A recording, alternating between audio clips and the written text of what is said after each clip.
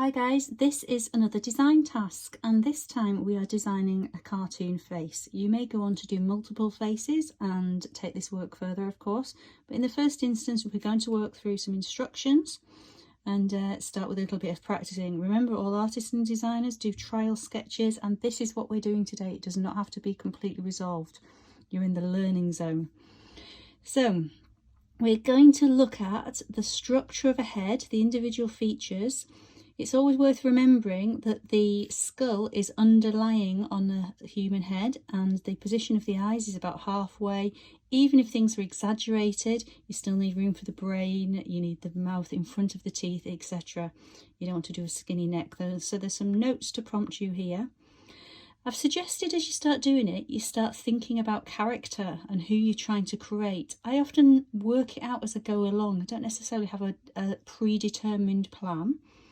And ultimately, like I say, you might go on to do multiple faces, and it might be something that you go on to do for fun afterwards as well. Right, there is a note on this sheet to remind you that this is about rough ideas and working out, so don't worry if things are not perfect. The process we're going to use is the light underdrawing. You can just about see it here, but you'll see it in the demonstrations, and then building up an overdrawing to refine it. So you can see the underdrawn light one, the overdrawn refined. Now I've also drawn additional eyes. I've been doodling. I've done face on eyes. See how having concentric circles looking at you looks face on. I've got sideways eyes. By twisting them to the side, moving the pupils, you can see the difference. See how this angled line creates a tired, sad face. These angry eyes, look at the shape here. It's like a furrowed brow. Startle eyed might have wrinkles or the eyebrows raised up above the eyes. So what we're going to start doing is in the space around here, I'm just going to start drawing some concentric circles. If I said it was like frog spawn in the first instance, or a donut, you'd know what I mean. So to create a highlight, see how I've drawn a circle. It doesn't have to be central. It's probably better if it's not. It's a bit like a black snooker ball with a white on it. You can see there that creates a little bit of volume, a bit of light shining onto the eyes. Now you might say I want to draw a more realistic eye. I'll draw what I call a fish shape, that might help you. But as I put the pupil and the iris in, I'm following the same principle I've done over here, concentric circles. See how I've managed to do that? I can build up an eyelid into it. I can draw some eyelashes into there. This looks a bit more like a manga style eye, if that's what you're into. But you could go a bit more realistic if you wanted to. Now there's loads of different things you could do. You could do an eye that's half closed. I'm still working on the principle of putting in the eyelid.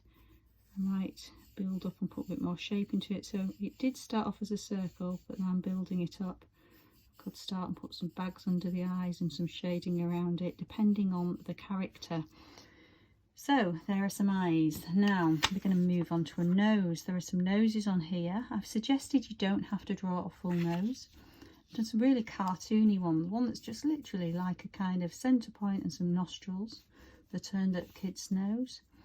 A nose that's more an angle, like an adult's nose, a fully developed nose. A child's nose is much more like what we call a button nose.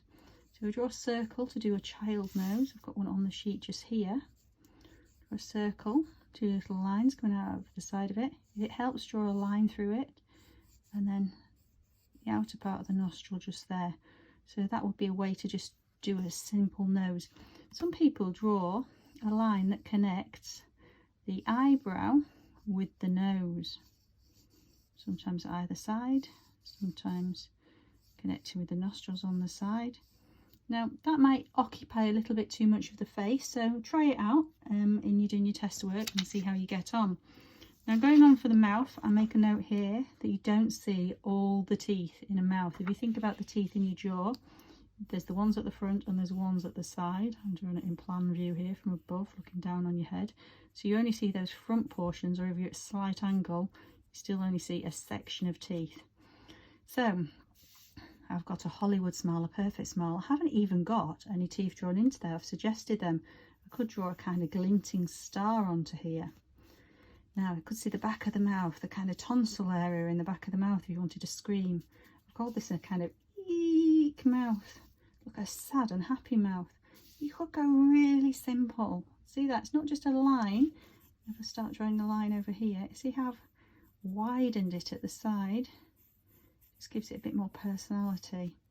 You could go for something quite simple. See, I've drawn a kind of lip. Some people start off with a seagull shape. Flat line there, curved line at the bottom. A flat line usually has a little bit of shape into it. That would be a way to construct a more realistic mouth. You could do it with kind of a smaller mouth.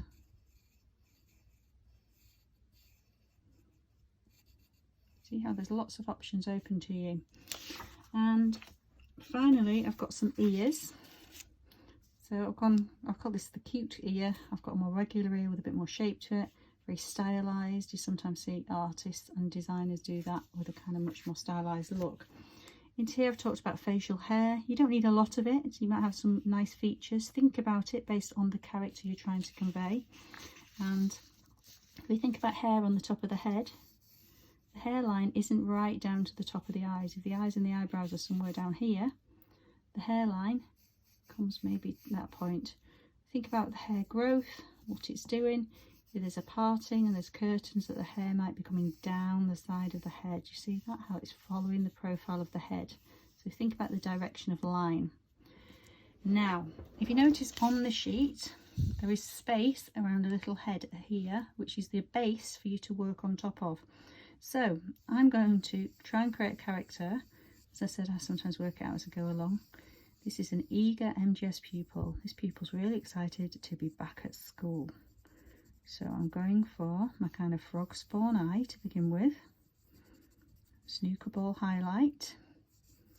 Little cute nose. He's young, so it's not a particularly big nose. Now he's a bit of a cheeky chappy.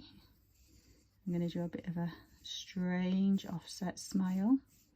There's his teeth. I'm shading in underneath.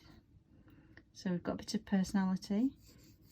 He's one of these people that's quite loud, got a lot to say for himself. You know the ones. He's at the back of the class. I'm drawing a little bit more detail into all these sections. Now hair wise, he's been obviously locked down. He's not been to the barber. His hair's grown quite long, but he's got product. Look at that, he's got it all styled up. Really styled, all spiking up. Still a bit long, so there's a little bit of it showing at the back. So I might keep working into him. I could draw a collar on him. And some little shoulders. Now, that's my first character. I could change the shape of his chin and the profile. So we've got our first character, and here there's enough space to add another character. Now this is tricky for you because before I had drawn the base. So I'm drawing an oval shape very lightly. I've said this in the earlier stuff about a light underdrawing.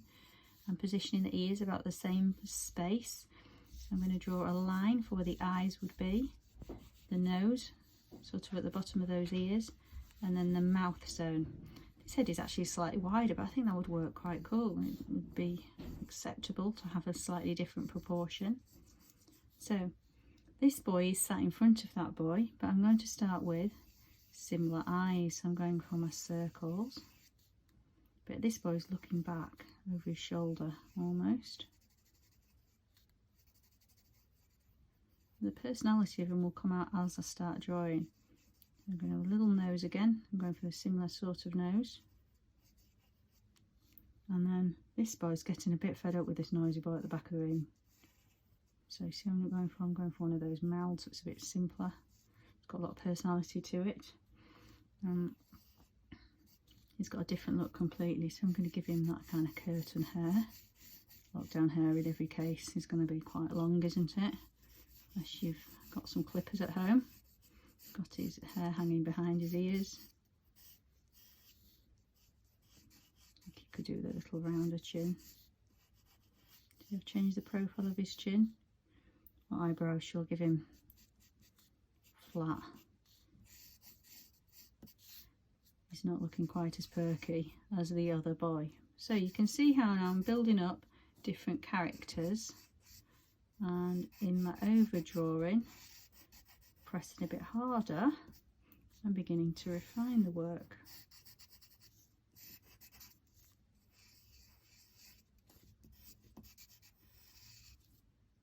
And you can continue to do this. This is your practice work. It might be that you have different characters. You could go on to animal characters if you feel more confident as you're moving forward.